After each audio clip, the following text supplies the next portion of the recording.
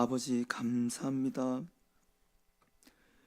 예배하는 자들로, 기도하는 자들로, 겸허히 말씀을 듣고 주님의 뜻을 구하는 자들로 이 시간 저희를 불러주심이 감사합니다.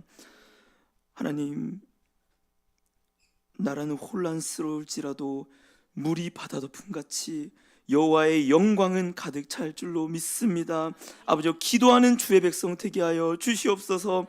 이 나라를 향한 주님의 그 애통하는 심령을 저희가 이제껏 몰랐다면 하나님, 둔감하고 무지했던 저희들의 죄를 용서하시고 이 시간 대한민국을 예수 그리스도의 보혈로 덮어 주시옵소서. 하나님, 그리하여서 다시 한번 이 나라가 주님의 십자가 앞에 무릎 꿇고 주님께 기도하며 그 뜻을 구하는 그러한 나라로, 선교사들의 피와 눈물과 땀으로 세워진 그런 나라로 다시 한번 세워 주시옵소서. 생수의 강이 저희의 배에서 흘러나오듯이 성전으로부터 그 생수의 강이 흘러넘치듯이 한국 교회로부터 그 생수와 성령의 강이 흘러넘치는 그 시작점이 오늘의 예배 빛과 소금교회 될 수 있도록 아버지여 성령님 충만하게 임재하여 주시옵소서.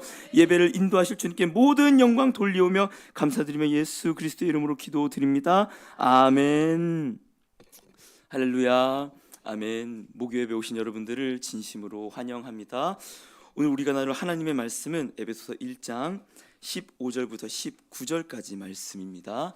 15절부터 19절까지 말씀을 저희 함께 한 목소리로 읽도록 하겠습니다. 시작. 이로 말미암아 주 예수 안에서 너희 믿음과 모든 성도를 향한 사랑을 나도 듣고 내가 기도할 때에 기억하며 너희로 말미암아 감사하기를 그치지 아니하고 우리 주 예수 그리스도의 하나님 영광의 아버지께서 지혜와 계시의 영을 너희에게 주사 하나님을 알게 하시고 너희 마음의 눈을 밝히사 그의 부르심의 소망이 무엇이며 성도 안에서 그 기업의 영광의 풍성함이 무엇이며 그의 힘의 위력으로 역사하심을 따라 믿는 우리에게 베푸신 능력의 지극히 크심이 어떠한 것을 너희로 알게 하시기를 구하노라. 아멘. 우리 옆에 계신 분들께 이렇게 한번 인사해 보겠습니다. 당신이 애국자이십니다. 아멘. 예배자가 애국자인 줄로 믿습니다. 기도자가 애국자인 줄로 믿습니다. 어제 저는 아이들을 돌보느라 이 앞에 화면을 켜놓고 목사님 설교를 듣긴 했지만 잘 못 들었어요. 근데 아내가 너무 말씀이 좋았다고, 안 좋은 적이 있었나? 그래서 말씀을 듣고 이제 갔는데 산돌 예수님 할렐루야 듣고 있다가 마지막에 금식을 하자고 목사님께서 선포를 하셔서 저 제일 싫어하는 게 금식입니다. 정말 진절머리가 날 것 같습니다. 금식 말만 들으면. 근데 아내가 금식을 원래 자기는 하려고 했었다. 부부는 한 몸이다 라고 하니까 뭐냐, 같이 하자는 거냐, 당연한 거 아니냐. 그래서 저도 사실 한 끼 금식이긴 하지만 하나님께서 이 나라를 위해 기도하라고 계속 교회에게 사인을 주고 있구나. 작년부터 산불로 또 여러 가지 사건들로 나라를 위해서 너희가 한국교회야 기도해 주라라는 마음을 주시는 줄로 믿고 저도 금식으로 내일의 또 큰 중대한 일들을 위해서 기도하는 마음으로 동참하게 되었습니다. 오늘 예배 가운데 나오신 여러분들, 존 낙스라는 종교개혁자는 말했습니다. 기도하는 사람이 기도하지 않는 한 국가보다 강하다. 아멘. 이렇게 얘기를 했습니다. 몇 국가가 모여 있는 것입니까? 지금 기도하는 저희들이 애국자요 하나님의 백성인 줄로 믿습니다. 말씀을 통해서 무엇을 기도해야 될까? 하나님, 이 나라를 위해서 저희가 성도로서 무엇을 기도해야 될까? 발견하고 그 뜻에 맞게 기도하고 하늘의 그 보화를 누리는 저와 여러분들 되시길 소망합니다. 아멘. 마지막으로 이 에베소서 1장 3절에서 14절까지죠. 하나님의 그 구원의 계획을 한번 복습 한번 해보도록 하겠습니다. 성부는 구원을 계획을 하셨죠. 시점이 언제였죠? 창세 전. 누가 아무도 바꿀 수 없다라는 거죠. 방법이 뭐였죠? 선택과 예정, 오직 하나님의 주권이죠. 그러면 예정됐기 때문에 막 나갈 수 있냐? 아니요. 목적이 뭐였죠? 거룩이기 때문에 막 나갈 수 없습니다. 결과는 무엇입니까? 자녀됨입니다. 그 하늘의 신령한 모든 복을 상속받는다라는 것이죠. 그래서 목표 지점이 어디였냐? 하나님의 영광. 그런 말이 있습니다. 천국 문을 들어가 봤더니 뒤를 돌았을 때 그 천국 문에 내 이름이 있었다. 그러니까 뭔 말이냐? 하나님, 이 구원의 계획을 다 듣고 보니까 내가 하는 것이 아니라 다 하나님께서 이루셨네요. 할렐루야, 아멘. 하나님께 모든 영광 올려드립니다. 하나님 목표는 이거였다는 것이죠. 이 구원의 계획을 실현할 명배우는 누구셨죠? 예수 그리스도이셨습니다. 그 방법이 시나리오를 쭉 펼쳐보니까 뭐였냐? 피의 속량, 나의 생명, 아버지 나의 생명으로 구원을 이루시는 거죠. 그래서 창세기부터 예수 그리스도의 그 속량, 구속이 계속 계시가 된 거예요. 가죽옷 뭐예요? 예수님. 제사 뭐예요? 예수님. 성막 뭐예요? 예수님. 그 성전 뭐예요? 예수님. 어제 말씀처럼 산돌이 묻히고 새롭게 살아나는 백성들, 이 산돌은 뭐예요? 예수님. 생명의 대가로 살아나는 백성들의 이 사건들이 역사 가운데서 쭉 펼쳐진 거고, 때가 참에 그리스도께서 오신 그 사건. 근데 그게 누구나 안다 못한다? 모른다, 비밀이다. 누가 알 수 있다? 택하신 자들, 지혜와 총명을 주셔서 알게 된다는 것이죠. 근데 그 구원이 개인만 있냐? 아니죠. 이 비밀을 통하여서 만물이 그리스도 안에서 하나가 된다. 근데 그 작은 천궁의 모형이 누구다? 바로 교회다. 그리스도 머리, 교회, 만물이 교회 밑, 그리스도의 그 권세가 교회에게 임했다는 거죠. 그러니까 우리는 이 땅을 살아가면서 이 악한 통치자들과 권세자들과 싸울 수밖에 그 운명을 갖고 있다라는 사실입니다. 우리가 이걸 어떻게 확신할 수 있냐? 우리의 믿음으로? 아니요. 성령이 인치셨기 때문에 확신할 수 있다라는 사실이죠. 인치신 뿐만 아니라 모두의 준사 보증도 해주신다라는 것이죠. 그래서 사과 100박스가 있으면 한 박스를 먼저 맛보게 하시는 거죠. 이게 바로 천국이야. 근데 너에게 준비되어 있는 사과 99박스, 지금의 영광은 장차 올 영광과 비교할 수 없도다. 그거를 교회 안에서 천국을 맛보게 해주신다. 성령을 통해서. 이 내용을 바울이 얘기를 하면서 찬송하리로다 우리 주 아버지, 이렇게 했던 게 바로 3절부터 14절까지 내용이었습니다. 이어지는 이제 오늘 본문인데 15절 에베소서 1장 15절 16절 한번 읽어볼까요? 시작. 이로 말미암아 주 예수 안에서 너희 믿음과 모든 성도를 향한 사랑을 나도 듣고 내가 기도할 때 기억하며 너희로 말미암아 감사하기를 그치지 아니하고. 아멘. 그러니까 이로 말미암아 내가 감사하고 이로 말미암아 내가 기도한다라고 얘기를 하고 있는 겁니다. 그러니까 이 바울의 기도라는 그 D.A. 카슨이라는 신약자가 쓴 책이 있는데, 이 바울의 서신들에서 바울의 기도가 이렇게 많이 등장을 해요. 바울의 기도를 살펴봤는데 바울이 언제 감사하고 언제 기도하느냐?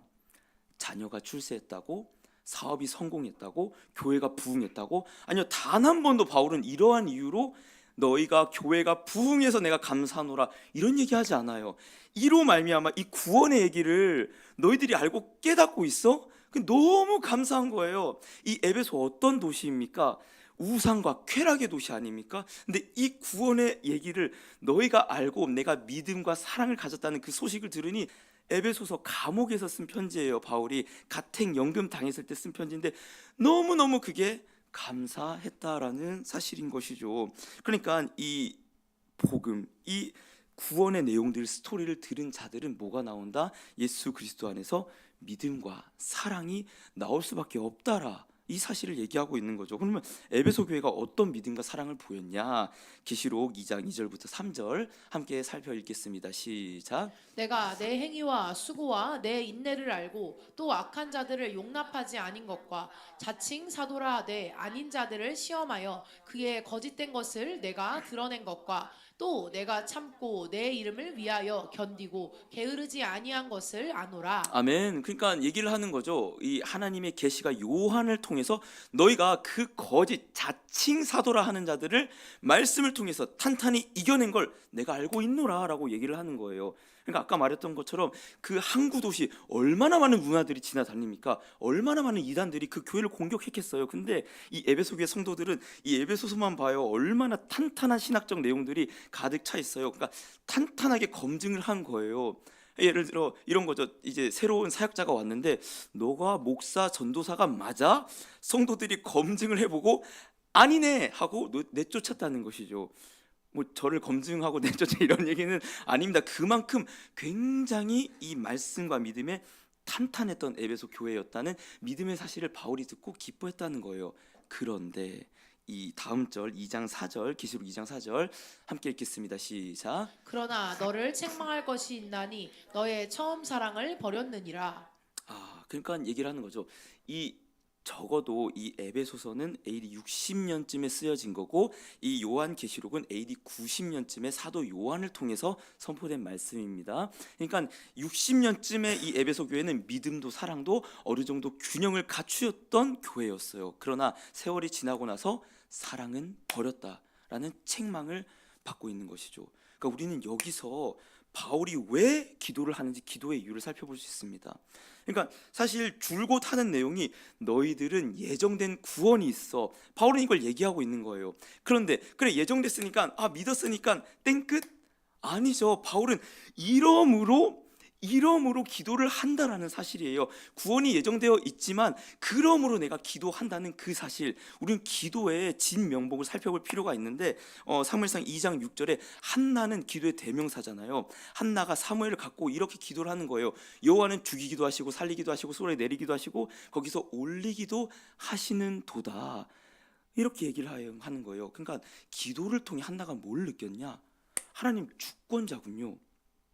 하나님, 내가 아이를 갖고 말고 이건 하나님의 주권에 있군요. 한나 이걸 깨달았다는 사실이에요. 그러니까 무엇이냐? 예정을 믿는다는 사실은요, 곧 무엇이냐? 하나님께서 온 우주를 통치하시고 주관하신다는 그 예정, 주관자, 주권을 믿기 때문에 반드시 하나님께 간구할 수밖에 없습니다. 예정을 믿기 때문에 기도를 안 하는 게 아니라 반드시 간구한다는 것이죠. 에스겔은 이렇게 말합니다. 에스겔 36절 37절 제가 읽겠습니다. 주 여호와께서 이같이 말씀하셨느니라. 그래도 이스라엘 족속이 이같이 자기들에게 이루어 주시기를 내게 구하여라 할지니라. 내가 그들의 수요를 양떼같이 많아지게 하되. 이 37장이 마른 뼈가 살아나는 사건이잖아요. 하나님 구원의 계획 속에서 마른 뼈가 살아나는 것, 그러니까 이스라엘이 돌아오는 그 사건은 이미 예정돼 있어요. 그러나 너희들이 구하여야 할 것이라.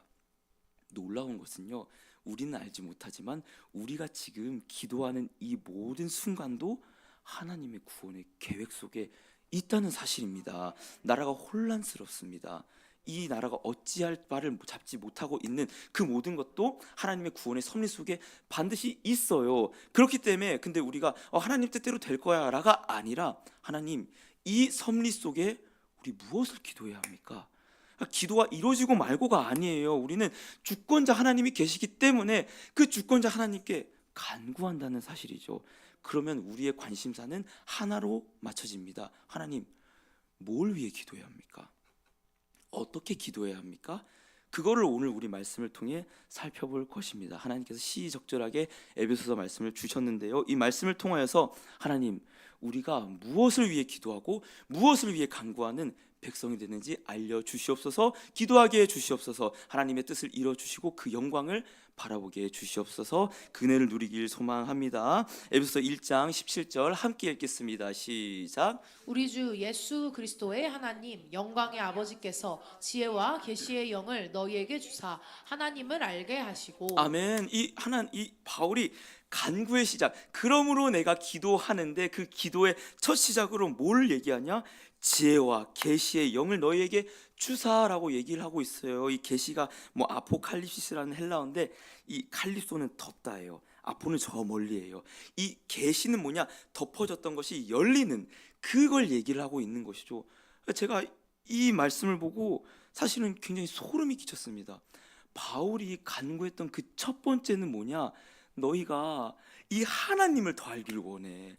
딴 게 아니라 너희가 너희가 그 우상이 많은 지역, 쾌락과 횡약이 가득한 지역, 거기에 싸우고 있는 걸 아는데 내가 바라는 건 단 하나야. 너희가 이 말씀을 통해서 예수를 더 알기 원해. 아멘. 이게 기도해야 돼. 교회가 가장 첫 번째로 우선돼. 변하지 않아요. 어떠한 상황일지라도 교회가 기도해야 될 가장 첫 번째라는 사실인 것이죠. 제가 이제 신한대학교 치기공학과를 나왔는데, 신한대가 기독교 학교예요. 그래서 이 그리스도인이라고 하는 교수님들이 많이 계세요. 물론 저는 할 말이 없습니다. 슈퍼 탕자로 살았기 때문에 할 말은 없는데, 그때 수업이 기억이 나요. 한 교수님께서 얘기하시는데 자신이 이제 예수를 믿는다라고 얘기를 하면서, 그런데 이런 말을 했어요. 근데 나는 선택적으로 교회 가서 기도를 드려.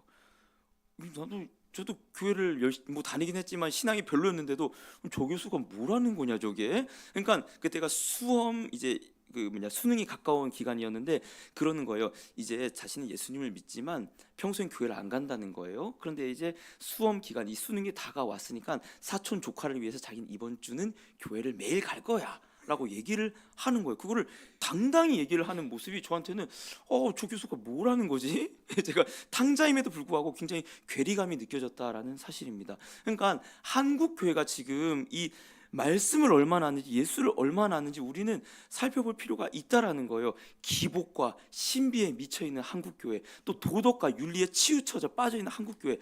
우리 한국 교회가 기도할 바는 예수도 알기 원하네.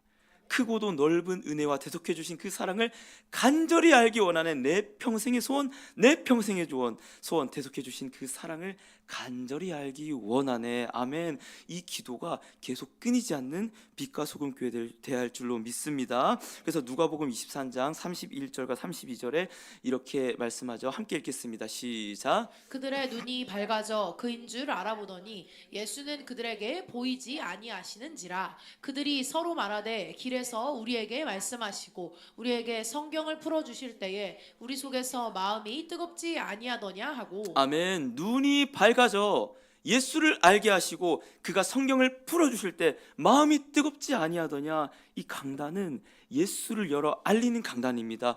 교회는 예수를 알려 전하는 공동체입니다. 성도는 예수를 열어서 전하는 자들입니다. 이 소명과 이 사명이 계속 끝까지 유지될 수 있도록 한국 교회를 위해 간절히 또한 기도하는 저희 되기를 원합니다. 그래서 하나님을 아는데 바울은 구체적으로 그래 내가 너희가 하나님 눈을 열어서 하나님을 알기를 원하는데 구체적으로 이 세 가지를 알기를 원해 하면서 얘기를 하는데 이 세 가지를 한번 살펴보기를 원합니다. 에베소 1장 18절 함께 읽겠습니다. 시작. 너희 마음의 눈을 밝히사 그의 부르심의 소망이 무엇이며 성도 안에서 그 기업의 영광의 풍성함이 무엇이며. 아멘. 첫 번째는 부르심의 소망이 무엇이며 너희 눈이 밝혀져서 너희의 부르심의 소망이 무엇인지 알기를 원해라고 얘기를 하고 있습니다. 그러니까 하나님께서는 우리를 이 구원의 계획을 세우셨잖아요. 그리고 우리 각자를 이 계획 속으로 부르시잖아요. 근데 부르심으로 땡끝이 아니라 너희 구원받아서 땡끝이 아니라 하나님께서 우리를 향한 소망이 있다는 사실입니다. 부르신 그분께서 우리를 향한 소망과 기대가 있다라는 사실입니다. 그러니까 제가 이제 오늘은 기공 얘기가 많이 나오네요. 이제 제가 기공 유망주였습니다. 사실은 그러니까 이제 기공도 대회가 있어요. 뭐 보철물을 만드는 대회들이 있는데 이제 1, 2, 4학년 중에서 3명을 뽑아요. 근데 이거를 뭐 일부러 뽑히려고 막 노력하진 않는데 은근히 기대를 해요. 교수님께서 날 찾아와서 어떻게 좀 불러주실까? 그게 저였습니다. 이제 교수님께서 불러 주신 거예요. 너 이거 교정기 만드는 대회였는데 너 이 교정기 만드는 대회 한번 나가 볼래? 해갖고 바쁜 척하면서 알겠습니다. 연습해 볼게요. 얘기를 한 거죠. 이게 약간의 자부심이 있는 거예요. 근데 하물며 이 교정기 만드는 대회에도 제가 자부심을 느끼는데 온 우주를 주관하신 하나님께서 여러분 각자 한 명을 부르시면서 여러분들을 향한 소망이 있다라는 사실이에요. 이 감격이 없다면 우리는 이 부르심을 더욱더 눈을 밝혀서 알 필요가 있다라는 사실이에요. 실제로 말씀에서도 부르심뿐만 아니라 부르심은 이 소망, 하나님의 소망과 늘 같이 나타납니다. 사도행전 9장 15절 함께 읽겠습니다. 시작. 주께서 이르시되 가라 이 사람은 내 이름을 이방인과 임금들과 이스라엘 자손들에게 전하기 위하여 택한 나의 그릇이라. 아멘. 택한 나의 그릇이라. 바울을 부르신 뿐만 아니라 바울을 향한 하나님의 소망이 있어요. 이방인을 향한 나의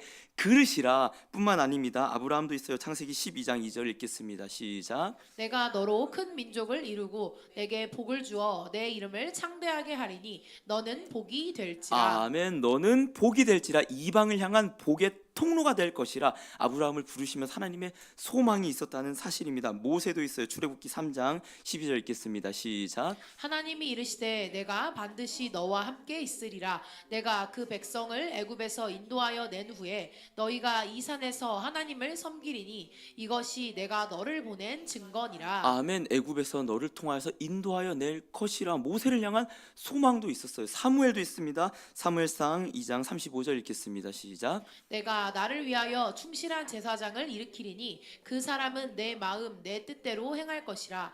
내가 그를 위하여 견고한 집을 세우리니 그가 나의 기름 부음을 받은 자 앞에서 영구히 행하리라. 아멘. 이 사무엘상 3장이 사무엘을 부르는 장면이잖아요. 근데 2장에 뭔 내용이 나오냐?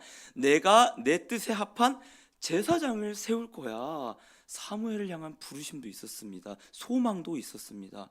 그렇다면 승재를 향한 부르심의 소망이 없을까요? 있습니다. 여러분 각자를 향한 부르심의 소망이 없을까요?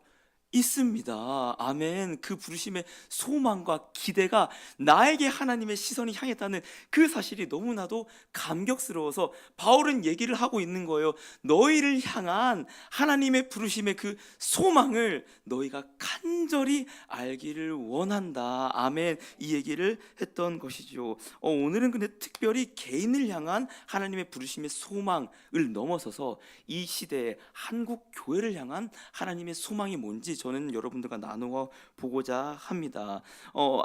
다 알다시피 정치적으로 양극단으로 나뉘어져 있는 상황 속에서 한국 교회조차 중심을 잡지 못하고 양극단으로 분열되어 있는 상황입니다. 그런데요, 한국 교회 역사 속에 이러한 정치적인 양극단 분립이 있었을까요? 없었을까요? 있었습니다. 사실 수많게 있었습니다. 근데 저는 여러분들과 일제강점기 때 한국 교회를 향한 하나님의 부르심의 그 소망이 무엇이었는지 좀 나누고자 하는데요. 이 일제강점기 때 중요한 사건이 있었습니다. 뭐냐? 신사참배였습니다. 지금은 다 알아요. 신사참배 잘못됐지, 당연히 안 되지. 근데 그때도 한국 교회가 양옆으로 나뉘었다는 사실입니다. 한쪽 측면은 신사참배를 찬성했습니다.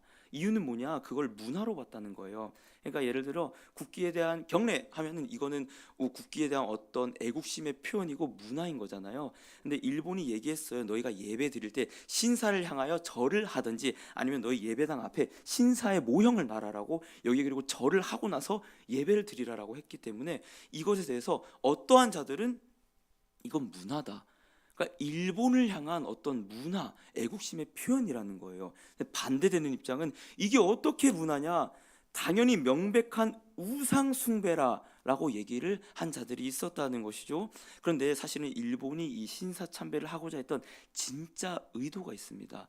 다른 게 아니라 민족 말살 운동이었어요. 그러니까 지금 이 사회학자들, 역사학자들은 얘기하기론 그때 당시 일본은 종교 국가였어요. 실은 어떤 종교냐? 성육신한 천황이 다스리는 국가였어요. 그러니까 가미가제를 하잖아요. 왜 가미가제를 했냐? 이 천황을 숭배하고 천황에게 충성을 다한 그 영혼들은 사후에 신사로 모셔지는 거예요. 그게 보장됐던 거예요. 그래서 그 신사를 참배하도록 하는 교육을 뼛속부터 이들이 받았던 거예요. 일본인들이. 신사 참배 진짜 목적은 뭐였냐면요, 한국인들을 천황을 숭배하는 민족으로 세뇌시켜서 한국 사람들을 일본의 군사 목적으로 쓰려는 그 목적이 있었다는 거죠. 정신을 완전히 개조시켜서 야, 천황에 숭배하는 게 너희 삶의 인생의 목적이야. 그게 있었다는 거죠. 근데 한국 교회가 이거에 대해서 어떻게 반응했냐? 아까 말했던 것처럼 문화라고 얘기한 거예요. 찬성했어요. 누가 제일 먼저? 로마 카톨릭이 먼저 찬성을 했어요. 그리고 나서 누가 넘어갔냐? 감리교가 찬성했어요. 그 다음에 성결교가 넘어갔어요. 물론 다른 교단을 비하하기 위한 목적은 아니지만요, 이 성결교는 심지어 이런 성명문을 냈어요. 우리가 유일신을 고집하면서 민족의 사상을 오염시켰다라고 얘기를 했어요. 그리고 천황을 숭배하는 것이 오히려 민족에게 유익하니 우리는 해산하겠다. 유대교에서 나온 이 야훼를 섬기지 않겠다라고 하면서 일본이 해산 명령하지 않고 성결교는 스스로 해산됐어요. 장로교도 벼텄습니다. 근데 최후에 가서는 결국 장로교도 이 신사 참배에 대해서 승인을 하게 되었습니다. 그러나 반대한 자들도 있었습니다. 주기철 목사님 같은 분들, 그 일사각오, 우리 넷플릭스에 있어요. 넷플릭스에 그 폭삭 속았수다. 홀딱이 아니라 폭삭 속았수다. 그런 것도 보시는데 그 일사각오 한번 보세요. 제가 누워서 보다가 앉아서 보다가 무릎 꿇고 이거는 도저히 일사각오라고 했는데, 주기철 목사님 같은 분들 많은 평신도들이 이 일제 신사 참배에 대해서 격렬하게 저항했어요. 이미 주기철 목사님 알고 있었어요. 이거는 명백한 우상 숭배고 민족 말살 운동이다라고 알고 있었다라는 사실입니다.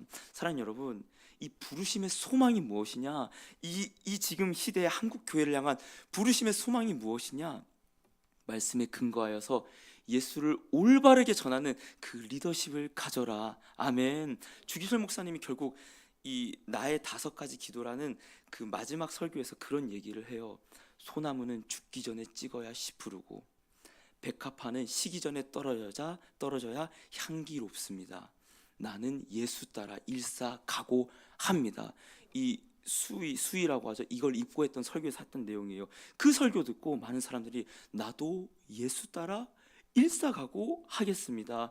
정치 세력이 어디에 붙는 게 아니라 예수 따라서 일사각오하겠다는 그 다짐이, 그 불씨가 한국 교회를 살리는 불씨의 시작이 되었다는 사실입니다. 사랑하는 여러분, 어떤 목회자만 하는 것이 아닙니다. 저와 여러분들이 이 정치의 혼란 가운데 윤석열이 아니에요, 이재명이 아니에요, 우리는 예수를 전하는 자들로 말씀에 근거하여서, 저는 말씀에 근거하여서 솔직한 심정으로 내일의 탄핵이 찬성이 돼야 된다고 생각을 합니다. 디모데전서 2장 2절부터 4절에 보면은 너희가 지도자들을 위해 기도하라고 해요. 평안한 생활을 하기 위해서. 근데 그 평안한 생활이 왜 그러냐? 우리의 윤택한 삶이 아니라 4절에 보면은 구원받으며 진리를 아는 데 이르기 원하노라. 너희가 지도자들을 위해 기도하는데 왜 평안한 삶을 위해서, 왜 복음이 올바르게 평안한 가운데서 퍼지기 위해서 기도하라고 바울이 얘기를 합니다. 만약 탄핵이 기각이 되면요, 다음 대통령도 어떠한 지도자도 탄핵을, 아니 이 계엄령을 정치적 고도의 수단으로 쓸 수 있는 이 근거로 마련할 수 있다는 사실이죠. 정치적 안정이 붕괴될 수 있다는 사실입니다. 법치가 무너질 수 있다는 사실입니다. 이재명도 윤석열도 전 지지하는 그런 게 없습니다. 그러나 이 나라가 평탄한 가운데서 복음이 안정적으로 전해지기 위해서 저는 내일의 재판이 하나님 뜻 가운데 올바르게 진행되기를 간절히 소망합니다. 그러나 그러지 아니하더라도 하나님 뜻하신 바가 있기 때문에 우리는 예수를 향한 일사가고 예수의 복음이 올바르게 전해진다라면 그것을 위해 힘써 싸우는 교회가 돼야 한다는 사실이죠. 오늘 기도할 때, 이 예배 이후에 설교 후에 기도할 때 이를 위해서 하나님 부르심의 소망이 무엇인지 말씀을 분별하고 또한 시대를 향한 통찰을 가지고 이 교회가 올바르게 기도하고 앞장설 수 있는 먼저 제가 될 수 있도록 기도하는 저와 여러분들 되시길 소망합니다. 다음입니다. 한 번 더 저희 예배소서 1장 18절 말씀 함께 읽겠습니다. 시작. 너희 마음의 눈을 밝히사 그의 부르심의 소망이 무엇이며 성도 안에서 그 기업의 영광의 풍성함이 무엇이며. 아멘. 두 번째는 그 기업의 영광의 풍성함이 무엇이며라고 바울은 기도를 하고 있습니다. 그러니까 부르심의 소망은 과거예요. 부르신 우리를 향한 하나님의 소망이 이미 창세전에 있던 거죠. 근데 그 소망으로 끝나는 것이 아니라 영광, 그 기업의 영광의 풍성함이 무엇인지 너희가 알기를 원하노라 얘기를 하고 있는 거예요. 그러니까 무슨 말이냐? 하나님이 우리를 향한 소망은 우리로 하여금 소망을 불러 일으킨다라는 사실이에요. 우리를 향한 하나님 각자를 향한 소망과 기대가 있습니다. 그것이 우리를 향한 먼 미래를 바라보는 소망이 된다라는 사실입니다. 그러니까 복음은 저는 현세적이냐 내세적이냐 물어볼 때 아주 확고하게 얘기할 수 있습니다. 복음은 내세를 기반은 둔 현세를 변화하는 그러한 말씀입니다. 그러니까 우리는 먼저는 저 소망을 바라본다는 사실이죠. 근데 이 소망이 마치 어떤 희망 고문이 아닌 겁니다. 그러니까 약간 그 말이 있으면 말 앞에다가 당근을 놓고 그 당근을 보고 말이 막 뛰어가는 거예요. 그러니까 마치 우리는 이 삶에서는 무조건 힘들고 무조건 고통받고 그냥 저 천국만 보고 가야 돼, 그런 게 아니라는 거죠. 하나님께서는 소망을 맛보게 하시고 궁극적으로 저 소망을 누리게 하신다. 그러니까 당근이 멀리 있는 게 아니라 당근을 맛보면서 나중에 큰 당근, 무한한 당근을 맛본다라는 사실이죠. 그리고 그 소망이 누구이십니까? 예수 그리스도이고 더 궁극적으로 구체적으로 무엇입니까? 부활에 관한 소망입니다. 베드로전서 1장 3절에서 4절 함께 읽겠습니다. 시작. 우리 주 예수 그리스도의 아버지 하나님을 찬송하리로다. 그의 많으신 긍휼대로 예수 그리스도를 죽은 자 가운데서 부활하게 하심으로 말미암아 우리를 거듭나게 하사 산 소망이 있게 하시며 썩지 않고 더럽지 않고 쇠하지 아니하는 유업을 있게 하시나니 곧 너희를 위하여 하늘에 간직하신 것이라. 아멘. 이 말씀을 보면요, 부활하게 하심으로 거듭나게 한 우리에게 산 소망이 있게 하시는데 그 소망이 뭐예요? 4절에 썩지 않고 더럽지 않고 쇠하지 아니하는 유업이 있다. 그러니까 바울도 마찬가지고 베드로도 마찬가지예요. 너에게 썩지 않는 그 유업, 부활이 있다라고 얘기를 하고 있다라는 것이죠. 그러니까 이 부활에 대한 풍성함을 알기 원한다, 바울이 말하고 있는데요. 실은 이 기업과 부활이라는 것은요, 단순히 신약에만 등장하는 것이 아닙니다. 이미 구약에서부터 얘기가 되어 있었던 건데요. 여호수아 11장 23절 함께 읽겠습니다. 시작. 이와 같이 여호수아가 여호와께서 모세에게 말씀하신 대로 그 온 땅을 점령하여 이스라엘 지파의 구분에 따라 기업으로 주매 그 땅에 전쟁이 그쳤더라. 아멘. 그러니까 여호수아는 우리 다 알고 있습니다. 여호수아를 따라 약속된 땅으로 들어가는 하나님의 백성은 예수를 따라 약속된 천국으로 들어가는 하나님의 교회의 예표였다는 사실을 알고 있습니다. 그러니까 그 예수 여호수아 같은 거죠. 근데 이 기업을 바라보고 그때 이스라엘 백성들은 치열하게 싸웠다는 것이죠. 그러나 그때의 기업은 완전한 안식, 완전한 그 새 생명이 아니었다고 히브리서가 증언하고 있는데, 히브리서 4장 8절에서 10절 함께 읽겠습니다. 시작. 만일 여호수아가 그들에게 안식을 주었더라면 그 후에 다른 날을 말씀하지 아니하셨으리라. 그런즉 안식할 때가 하나님의 백성에게 남아 있도다. 이미 그의 안식에 들어갈 자는 하나님이 자기의 일을 쉬심과 같이 그도 자기의 일을 쉬느니라. 아멘. 그러니까 여호수아와 함께 차지한 그 기업은 완전한 안식이 아니었다는 것이죠. 예수와 함께 우리가 누릴 완전한 그 안식, 완전한 그 기업이 있다라는 사실인데, 이게 부활과 어떤 상관이 있냐? 그러니까 이 여호수아를 통하여서 가나안 땅에 들어갔지만 이스라엘은 결국 불순종하여서 다시 내쫓기게 되죠. 그게 무슨 사건이었죠? 바벨론 포로 사건이었습니다. 근데 놀라운 것은요, 바벨론 포로에서 다시 돌아오는 그 사건을 하나님께서 마치 부활처럼 얘기하고 있다라는 사실입니다. 에스겔 37장 11절에서 12절 함께 읽겠습니다. 시작. 또 내가 이르시되 인자야 이 뼈들은 이스라엘 온 족속이라. 그들이 이르기를 우리의 뼈들이 말랐고 우리의 소망이 없어졌으니 우리는 다 멸절되었다 하느니라. 그러므로 너는 대언하여 그들에게 이르기를 주 여호와께서 이같이 말씀하시기를 내 백성들아 내가 너희 무덤을 열고 너희로 거기에서 나오게 하고 이스라엘 땅으로 들어가게 하리라. 아멘. 지금 이 이스라엘에게 말씀하시기를 너희 무덤을 열고 이스라엘 땅으로 들어가게 하리라 라고 얘기를 하고 있어요. 그러니까 이미 이 약속된 천국으로 들어가는 그것이 부활인 것처럼 예고한 사건이 에스겔에도 등장했다는 사실이지요. 그러니까 우리의 완전한 안식, 완전한 회복은 언제 누려진다? 예수 그리스도와 함께 약속된 천국으로 들어간 무덤을 열고 들어가는 그 부활로 누려진다라는 사실입니다. 사랑하는 여러분, 그러니까 교회가 가져야 될 풍성함이 무엇이냐? 이 부활의 풍성함이라는 사실이에요. 우리가 부활에 대한 소망을 잊을 때 교회는 반드시 정치 권력에 유탁할 수밖에 없습니다. 우리가 부활에 대한 소망을 잃어버릴 때 교회는 반드시 재물에 묶일 수밖에 없습니다. 우리가 부활에 대한 소망을 잃어버릴 때 우리는 반드시 사람의 수에 좌지우지 될 수밖에 없다라는 사실이지요. 이 잠시 잠깐뿐인 세상 가운데서 우리 각자 개인은 그래 나에겐 부활의 영광이 있어, 이 땅이 전부가 아니야, 난 나그네의 삶이야 라고 하는데, 왜 교회로 뭉쳤을 때는 나그네가 아니라 마치 이 교회가 영원할 것처럼 이 성을 짓고 사는지 우리가 죄인된 사실을 보게 된다는 것이죠. 그러니까 제가 이제 하늘문에서 왔다 갔다 하잖아요. 그러니까 이제 집이 어딘지를 모르겠어요. 여기가 집인지 저기가 집인지 모르겠어요. 그래서 제가 이제 하늘문에서 이제 사실 뭐 그걸 받지 않잖아요. 돈을 받지 않고 밥도 먹고 잠도 자니까 뭔가 죄송한 마음에 내가 할 수 있는 일이 뭐가 있을까? 남자가 저밖에 없는 것 같아요, 사실 그 베델관에서. 그래서 제가 남자 화장실을 내가 청소해야겠다. 실은 저를 위해서 한 것도 있어요. 화수분 냄새가 너무 많이 올라갖고 내가 어떻게 해야 될까 해갖고 사이즈도 재고 트랩도 막 찾아보고 해갖고 지금 냄새가 많이 안 나요. 모르실 거예요. 저 때문인지는 모르실 텐데 그 제가 일주일에 한 번씩 이제 청소하려고 저희 집에 있는 그 무인양품에서 산 그 밀대와 솔과 락스를 갖고 거기를 청소하고 매주 한 번씩 청소하고 있다는 거예요. 제가 이걸 보면서 내가 이 상계동 집이 이 땅에서의 삶이고 마치 하늘문이 내가 갈 그 본향에서의 그 삶인 것 같다. 근데 이게 마치 겹쳐져 있는 거예요. 이거는 느껴보신 분만 알 거예요. 마찬가지로 교회도 이 땅을 살아가고 있죠, 분명히. 근데 우리가 왜 그 정치 권력에 묶여갖고 그거에 반으로 나뉘어갖고 이렇게 치열하게 싸워야 되냐, 이것입니다. 저희의 기업은 어디 있습니까? 하늘에 있습니다. 이 땅, 이 몸은 언제 다시 살아납니까? 부활 때 다시 살아납니다.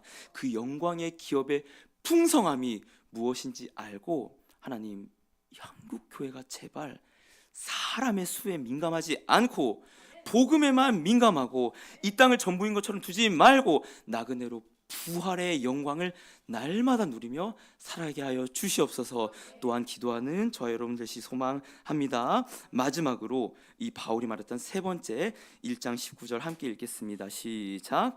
그의 힘의 위력으로 역사하심을 따라 믿는 우리에게 베푸신 능력의 지극히 크심이 어떠한 것을 너희로 알게 하시기를 구하노라. 아멘. 그러니까 이 앞서 말했던 그 부르심의 소망은 과거에 대한 얘기였죠. 기업의 영광의 풍성함은 미래에 관한, 그러니까 시간적으로 보면 미래에 관한 것이었죠. 그럼 현재를 사는 우리는 뭐냐? 그냥 동떨어져서 덩그러니 알아서 싸워가냐? 아니요, 바울이 얘기하는 거예요. 현재 너희에게 무엇이 임하냐? 그 힘의 능력과 그 크심의 어떠함이 너희에게 있을 것을 알게 하기를 원하노라라고 얘기를 하고 있다는 사실이지요.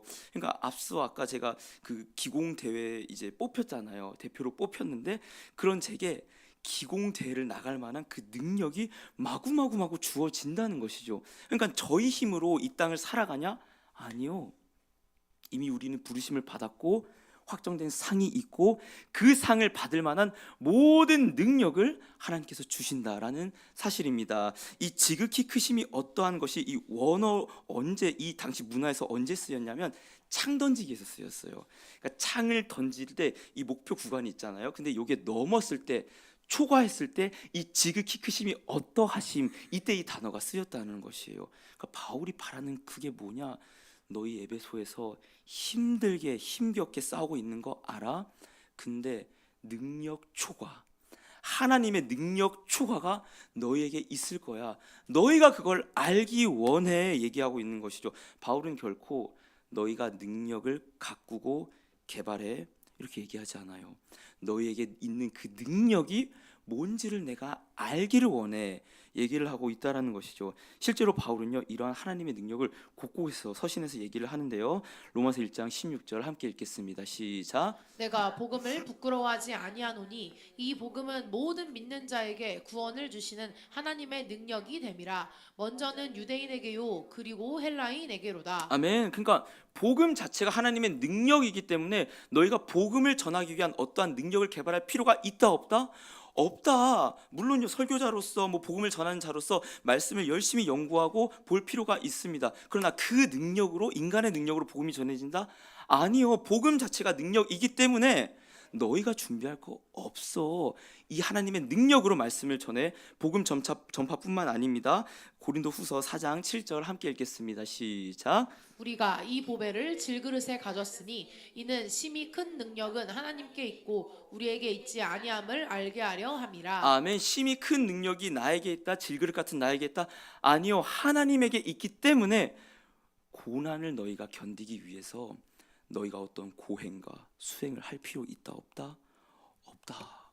너희 이미 고난을 견딜 만한 그 복음과 능력이 너희 안에 있어. 그러니까 그 능력이 뭔지만 알면은 너희가 이길 수 있어라고 바울은 얘기를 하고 있는 것이죠. 뿐만 아닙니다. 성화의 과정에서도 나타나는데요. 빌립보서 2장 13절 빌립보서 2장 13절 말씀인데요. 제가 한번 읽어보겠습니다. 너희 안에서 행하시는 이는 하나님이시니 자기의 기쁘신 뜻을 위하여 너희에게 소원을 두고 행하게 하시나니. 아멘. 그러니까 우리 안에서 하나님께서 행하시기 때문에 너희가 성도로서의 삶을 살 수 있다라는 것이죠. 거룩한 삶을 살기 위한 어떠한 우리의 연습이 필요하다? 아니에요. 물론 우리는 그 과정을 겪게 될 것이에요.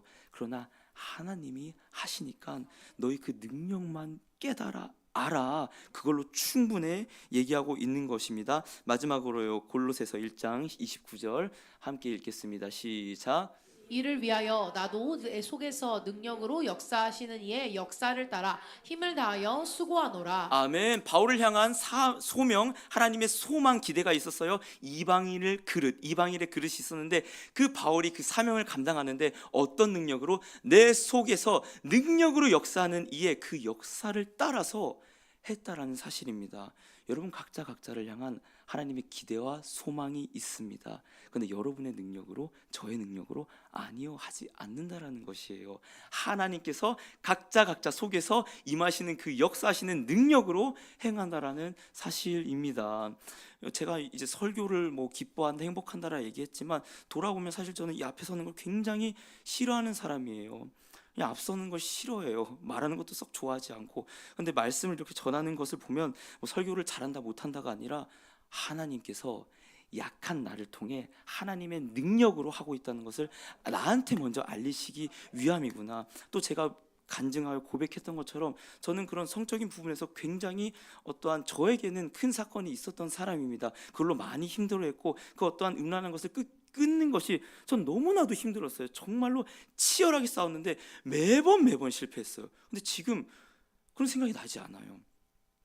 오해하지 마세요. 나이가 들어서 힘이 벌써 빠지셨군요. 이게 아닙니다. 이게 아니라 정말 그러한 생각들이 사라졌어요. 제가 확신하건대 이건 내 안에서 임하시는 성령께서 너가 사역자가 되기 위해서는 그 음란한 것들로부터 보호받아야 돼. 성령이 나를 통치하시기 때문에. 제가 성령에 붙들리지 않으면 저도 마찬가지예요. 어떠한 괴물이 될지 몰라요. 그러나 성령이 나를 통치하시기 때문에 거룩한 것을 사모하는 마음을 주시기 때문에 이 사역을 하고 있는 줄로 믿습니다. 마찬가지입니다. 저와 여러분들 모두 다 이 사명과 소명을 감당함에 이 모든 것에서 하나님께서 안에서 능력 되신다라는 그 능력을 먼저 깨닫고 믿기를 소망합니다. 오늘 이제 목사님과 함께 이 수익 사업을 위해서 저희가 계속 기도를 하고 있었잖아요. 그 수익 사업을 할 만한 그 장소를 한번 보고 왔습니다. 그 장소를 보고 왔는데 실은 저는 목사님께서 그 수익 사업을 얘기할 때 너무 죄송합니다. 허무맹랑해 보였어요. 이게 맞는 거? 그리고 이게 정말 우리가 수익 사업을 해도 되는 게 맞는 건가? 지금 장사를 해도 망하나 마나 다 장사하지 말라, 경기가 어렵다, 가게 내지 마라 이런 마당에서 수익 사업을 해도 되나? 빙딩동 이게 맞는 건가? 이게 맞는 건가? 하는 마음이 들었는데 그 입지를 보니까 하나님께서 하실 수도 있겠다라는 그러한 소망이 생기는 것입니다. 제가 오늘 말씀을 보면서 하나님께서 교회에게 이 예수를 전하는 능력을 주시는 것은 비단 개인의 각자의 은사뿐만 아니라 재정적으로도 충분히 채워주신다라는 생각을 가지고 믿게 되었습니다. 그러니까 만약에 이 경기가 침체되어 있고 사업이 실패하는 가운데 어떤 한 작은 교회가 사업을 냈는데 그건 자꾸만 승승장구하고 성공하는 거예요. 그러니까 많은 돈을 번다가 아니라 이 재정을 통하여서 계속해서 복음을 거침없이 전파하고 있다라는 것을 세상이 안다면 저거 하나님께서 하셨네? 하나님께서 능력을 베푸셨네? 그러한 생각이 드는 겁니다. 이 시간 또한 기도할 때 나라를 위해서, 한국 교회를 위해서 기도하는데 동시에 빛과 소금 교회가 다음 세대를 위해서 이 수익 사업을 하나님 진행하려고 합니다. 그런데 이 수익 사업이 단순한 저희들의 지혜와 능력이 아니라 하나님의 능력이 나타나는 그러한 사업이 되게 하여 주시옵소서. 저희가 먼저 앞서는 것이 아니라 하나님께서 막으시면 저희 막게 해주시옵소서. 저희가 혹여나 많은 돈을 벌어서 교회에 분란이 생긴다면 하나님 그치게 해 주시옵소서. 오히려 기도하면서 이 사업을 준비하면서 다음 세대를 위해 예수의 복음을 담대히 전파하는 그러한 발판이 될 수 있도록 함께 기도해 주시기를 소망합니다. 마지막으로 이 이 바울은 그래서 에베소 3장 20절에서 21절에 이렇게 기도를 합니다. 우리 함께 읽겠습니다. 시작. 우리 가운데서 역사하시는 능력대로 우리가 구하거나 생각하는 모든 것에 더 넘치도록 능히 하실 이에게 교회 안에서와 그리스도 예수 안에서 영광이 대대로 영원 무궁하기를 원하노라. 아멘. 아멘. 넘치도록 능히 하실 이에게, 넘치도록 능히 하실 이에게, 넘치도록 능히 하실 이에게 교회의 영광이 세세무토록 있을지어다. 아멘. 사랑하는 여러분, 이 시간 간절히 저희 구하기를 원합니다. 하나님, 교회가 복음을 전할 능력이 사라진 것 같습니다. 재정도 없고, 그러니까 이 수익 사업을 제가 찬성했던 이유는 한국 교회의 90%가 이 100명 미체 교회예요. 재정 구조로 봤을 때 100명 미체 교회는 자립하는 것이 갈수록 어려워집니다. 그러면 초대형 교회만 살아남거나 이중직 목회를 하는 가정 교회만 아마 살아남을 겁니다. 그럼 교회의 병폐적인 현상이에요. 저는 이 수익 사업을 통해서 하는 그 일들이 작은 교회가 살아남을 수 있는 그 모델로서 하나님께서 보여주시는 좋은 모델이 되기를 간절히 소망합니다. 그 능히 넘치도록 능히 하실 이에게 교회의 그 능력과 영광이 있을지어다 바울이 얘기하고